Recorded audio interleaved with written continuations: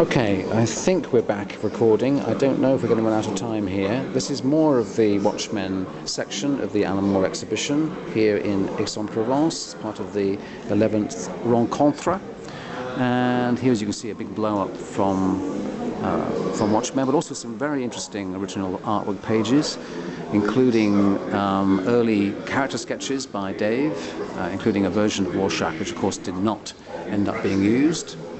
Also here, the page 0 kind of opening page that precedes the front cover where the comedian is falling to his death from the building. And then some really choice original pages here. That's of course a pencil version of an unfinished page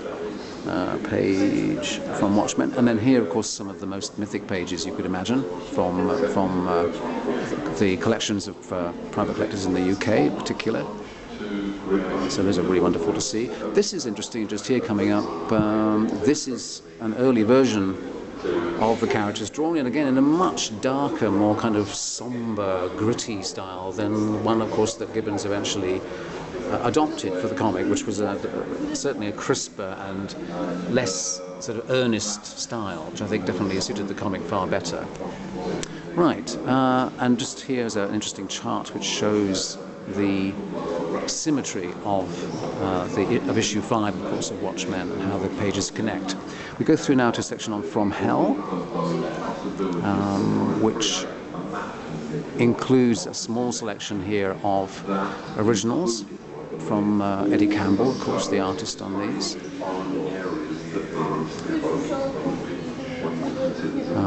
And on the opposite wall, there is a display of a substantial sequence from Hell in French reproductions, and then a kind of setting which kind of conveys the atmosphere from Hell with the book, and also, interestingly, a little reproduction of a Sickert painting, which of course relates to Sickert appearing in the graphic novel.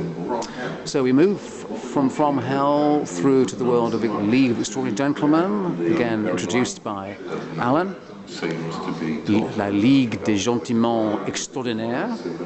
And in this kind of strange kind of cage effect space, we have a sense perhaps of Alan's influences and environment, as you can see through the hole here, with various interesting books and special items that would have inspired the League project.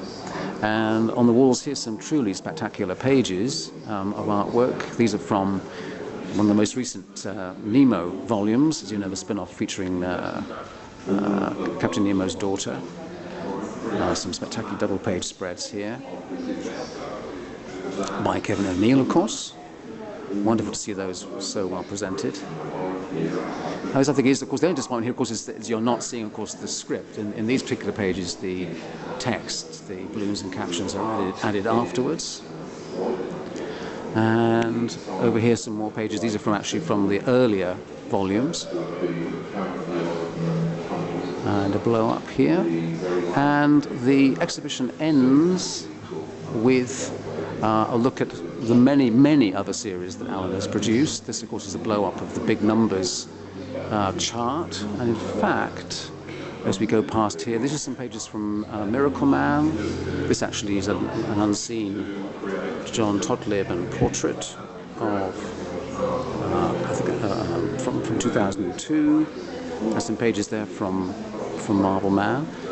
Quite a clever little chart there explaining the publishing cycle and the connections that Alan's made through the years. And over here, particularly of interest, 2 pages from the 3rd issue, unpublished, of Big Numbers.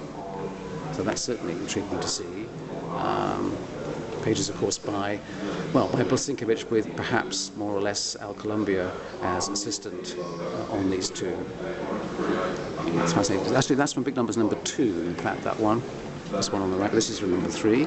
Other originals, well, a whole great wall over here. I mean, my gosh, there's a very impressive range. 1 page, from an iconic page from Killing Joke, with rather a comedic battle scene between the Joker and Batman, drawn of course by Bolland. And then here, pages from Swamp Thing, for example.